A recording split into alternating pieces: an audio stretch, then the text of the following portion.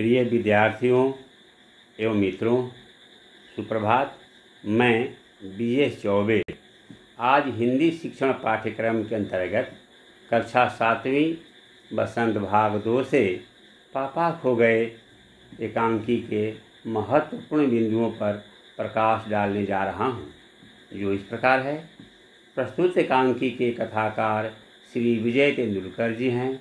इस लघु नाटिका में सजीव और निर्जीव पात्रों के माध्यम से परस्पर प्रेम, सहयोग, सहानुभूति एवं मानवीय संवेदनाओं का दिग्दर्शन कराया गया है। निर्जीव वस्तुओं तथा सजीव के रूप में चित्रित किया गया है। हमारे देश तथा समाज में बढ़ते हुए असामाजिक तत्वों की अमानवीय गतिविधियों की ओर ध्यान आकर्षित किया गया है, जो नन्हे बच्चे को उठाकर ले जाते हैं और उनसे मनचाहा काम करवाकर अपनी आजीविका चलाते हैं। बच्चों की तस्करी तथा अंग व्यापार का रैकेट चल पड़ा है। इस प्रकार की घटनाओं से सावधान एवं सचेत रहने का संदेश प्रस्तुत पाठ के माध्यम से दिया गया है। विशेषकर विद्यार्थियों में जागरूकता तथा सतर्कता के लिए यह एकांकी बहुत ही महत्वपूर्ण एवं उपयोगी है।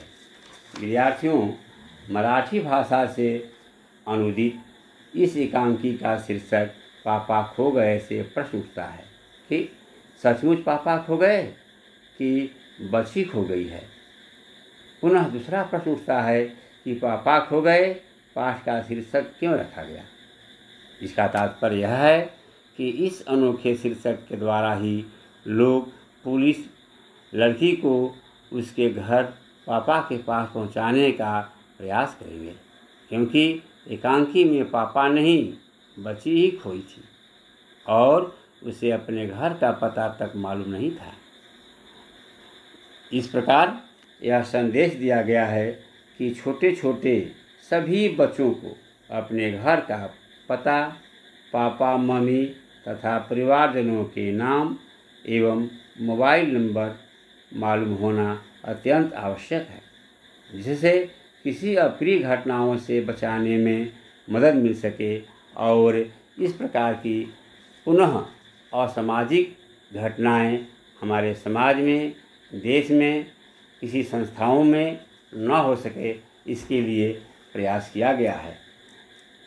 प्रिय विद्यार्थियों, अब हम लोग पात्र परिचय की ओर अपना ध्यान आकृष्ट करेंगे। इसमें निर्जीव पात्र पेड़ है, जो समुद्र के किनारे जन्म से ही खड़ा है, विराजमान है और अपनी छाया से अन्य व्यक्तियों को राहत देता है तथा ये छोटी सी बच्ची जिसे नागपीटा ने चुराया था उसे बचाता है। इस प्रकार उसके बाद दूसरा पात्र आता है पेड़ के साथ ही सामने सड़क के किनारे एक पोल लग जाता है, जिसे लड़की को बचाने में काफ़ी सहयोग करता हुआ दिखता है। पहले तो उस पोल से, उस पेड़ से और पेड़ से बातें नहीं हुआ करती थी, परंतु कुछ घटनाओं के बाद उनसे बातें शुरू होने लगी। इसके बाद तीसरा पात्र है लेटर बॉक्स, जिसको लाल ताव भी कहा जाता है। इसके पेट में विभिन्न प्रकार के पत्र होते हैं। वे अपने मनोरंजन के लिए गुनगुनाते हुए वे विभिन्न तरह के गीत को गाते हैं। और आगे इसके पात्र हैं पोस्टर, जो नृत्य करती लड़की का चित्र उस पर अंकित है और वह भी संदेश देती है। इन नृत्य करती हुई लड़की अन्य निर्जीव पात्रों के माध्यम से आपसी प्रेम, सहयोग और सहानुभूति तथा परस्पर मिलकर मानवीय संवेदनाओं की ओर संकेत देती है। इसे एकांकी में मुख्य पात्र कौवा है, जो सजीव है। लड़की को उसके पापा तक पहुंचाने में इसकी अहम भूमिका होती है। वे काँव काँव करके वह शोर मचाता है और सभी को जागरूक करता है तथा नया नया तरकीब बताता है। पेड़ खंभा पात्र तथा लेटर बॉक्स और पोस्टर के माध्यम से संदेश देता है उस लड़की को बचाने का। तो प्रिय विद्यार्थियों, अभी हमने सजीव और निर्जीव पात्रों के बारे में संक्षिप्त जानकारी प्राप्त किया।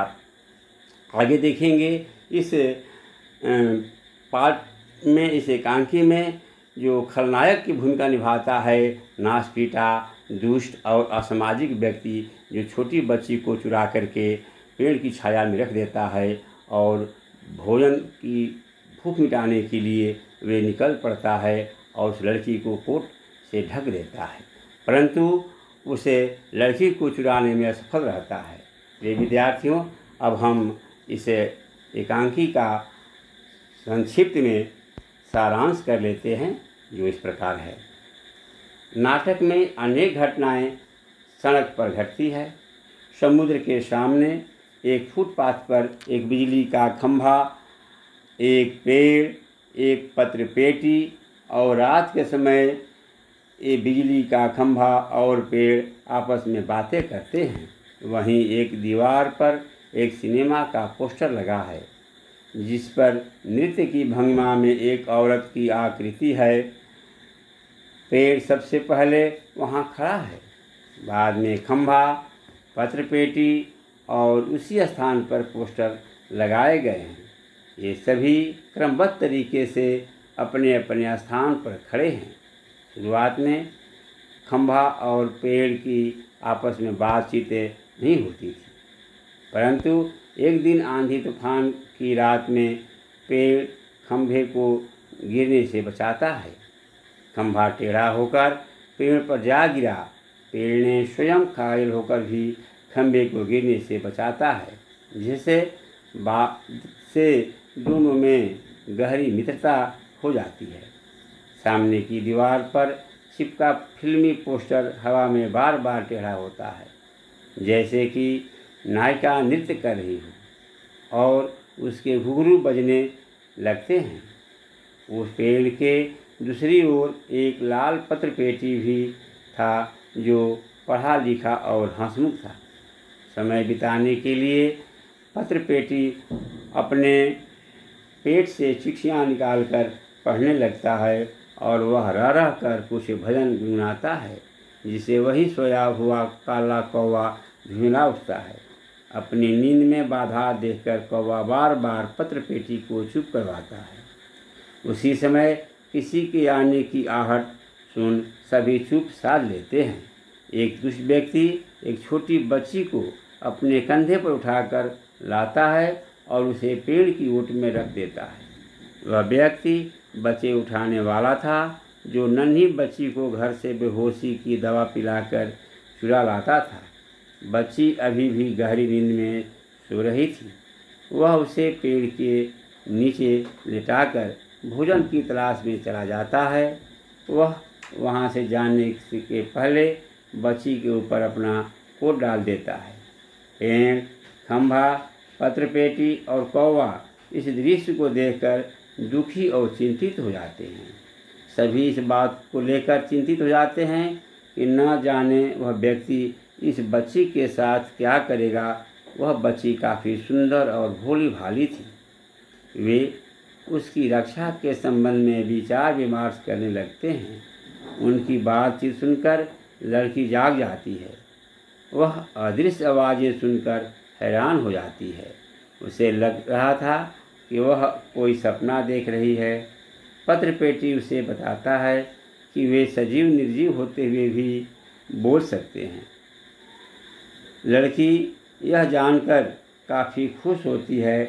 जब वे उसके घर का पता पूछते हैं तो स्पष्ट उत्तर नहीं दे पाती। तभी वह दुष्ट व्यक्ति वापस आ जाता है। सभी चुप हो जाते हैं और बच्ची कहीं छुप जाती है, परंतु बच्ची को वहां न पाकर वह व्यक्ति विचलित हो जाता है और उसे ढूंढने लगता है। खंभा, पेड़ और पत्रपेटी अपनी जगह से खिसक खिसक कर बच्ची को छिपाने का प्रयास करते हैं। वे तीनों उसकी पूरी सहायता करते हैं। अचानक कौवा उसे भगाने का तरकीब सोचता है और भूत भूत चिल्लाता है। जैसे वह व्यक्ति डर जाता है। इतने में पेड़, खंभा, पत्र पेटी और पोस्टर सभी भूत शोर मचाने लगते हैं। वह व्यक्ति काफ़ी डरकर बच्ची का विचार छोड़कर स्वयं जान बचाकर भाग जाता है। उस व्यक्ति को जानने के बाद सभी लड़की को ढूंढते हैं तो वह पोस्टर वाली औरत के पीछे से निकलकर आती है। चारों मित्र काफ़ी खुश होते हैं। उसके बाद लड़की थक कर सो जाती है। अब सभी उस लड़की को उसके घर माता पिता के पास पहुंचाने का उपाय सोचने लगते हैं। अचानक कौवे ने एक तरकीब निकाली। अब कौवे ने विचार व्यक्त किया कि प्रातः होते ही वह ज़ोर ज़ोर से चिल्लाएगा और लोगों का ध्यान इस ओर आकर्षित करेगा। इस प्रकार प्रिय विद्यार्थियों, वह खंभे से कहता है कि वह थोड़ा झुककर पेड़ को टिकाकर खड़ा रहे, इससे लोगों को लगेगा कि यह एक्सीडेंट हो गया है। वे पुलिस को बुलाएंगे। पुलिस लड़की को देखेगी और उसके घर का पता मालूम कर उसे वहां पहुंचा देगी। सभी इस विचार का अनुमोदन करते हैं और इस पर अमल करने के लिए सुबह की प्रतीक्षा करने लगते हैं। इस बीच लड़की थककर पुनः सो जाती है। पत्र पेटी कहता है कि हमारे सब कुछ करने पर भी यदि कोई न आया तो क्या करेंगे। तब कौवा उससे कहता है कि लाल ताऊ, तुम तो पढ़े लिखे हो, समझदार हो, तुम्हें कुछ करना होगा। सुबह होते ही दृश्य बदल जाता है। सभी देखते हैं कि पेड़ झुककर लड़की पर छाया हुआ है। लड़की गहरी नींद में सोई हुई है। खंभा टेढ़ा खड़ा है। कौवा काँव काँव कर सबका ध्यान आकर्षित कर रहा है और पोस्टर पर लिखा है, पापा खो गए। पत्र पेटी लोगों से कह रहा होता है, यदि किसी को इस प्यारी बच्ची के पापा मिल जाएं तो इन्हें यहाँ ले आएं। इस प्रकार प्रिय विद्यार्थियों, निर्जीव पात्र और सजीव पात्र कौवा मिलकर लड़की को पापा के पास पहुँचाने का अथक प्रयास करते हैं, परंतु सफलता नहीं मिलने पर भी वे निराश नहीं होते हैं। और इस पात्र के माध्यम से यह संदेश दिया गया है कि जब निर्जीव पात्रों में मानवीय संवेदनाएं हैं, मानव के समान उनके अंदर गहरी सेवा, सहयोग, सहानुभूति की भावना है, तो हम एक सजीव प्राणी हैं, हम बुद्धिमान और बुद्धिजीवी प्राणी हैं। हमारे अंदर भी सहयोग, सेवा और संवेदना होनी चाहिए और समाज में बढ़ते हुए इस प्रकार की घटनाओं से बचना चाहिए। उसे रोकथाम करने के लिए हमें समाज में जागरूकता का संदेश फैलाना चाहिए और इस तरह की घटनाएं न हो, उससे बचने के लिए हम अपने पाले को भी समझाएं, अपने बच्चों को नैतिक शिक्षा दें, उन्हें जागरूक करें, उन्हें एहसास कराएं कि हमें अपने जीवन को सुरक्षित रखने के लिए विभिन्न प्रकार के उपाय करना चाहिए।